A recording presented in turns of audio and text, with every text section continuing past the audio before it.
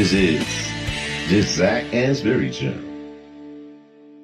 Like, if I think you know a lot about electronics and it's time for me to buy a sound system, I would probably come to you or if I heard you talking about it, I would ask you questions. Where if I hear you talking about hand soap, like, okay, Zach likes that hand soap, good for him. I like this one. I'm going to buy it, right? Or I might try it, but it's like, it's not that important to me because, and it really comes down to, and what it really comes down to is, what's my risk of buyer's remorse, right?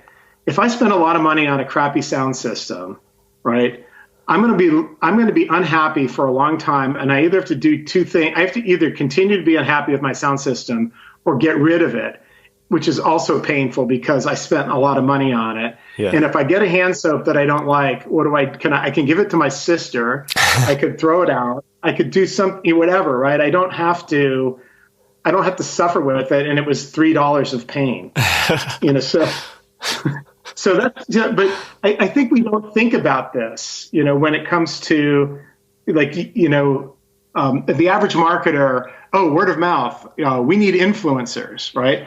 Well, I would say, well, why do you need an influencer? It's hand soap. But it's like, well, that's the big thing. I'm like, well, yeah, it's the big thing, but is it the big thing for everything?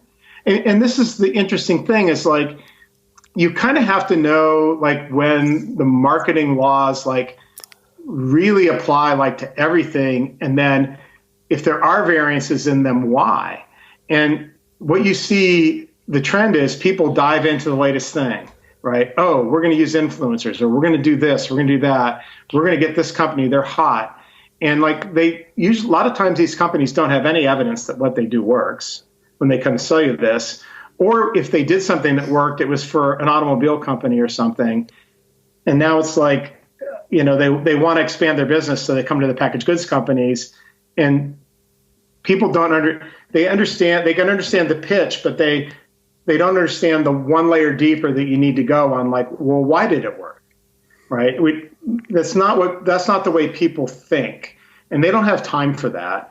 And it's like, so sometimes, a lot of times in our organization, we say, when it's time, people ask for our opinion, we say, now it's time for the wet blanket, right? Because we're going to throw the wet blanket on your idea because it's part of our job is to kind of go that one layer deeper and to understand so if someone says we're going to use influencers, and I would say, well, that might not be a really good idea because of this, it's deflating to them, right? Yeah. Because they want to do something that's new and cool and unique and make their mark. And, it's like, oh, now I'm the wet blanket telling them it's probably not going to work. So a lot of times they'll try it anyway, but, at the end of the day, I think that's one of the things marketers tend to do wrong is they jump on a hot thing without understanding why it should work.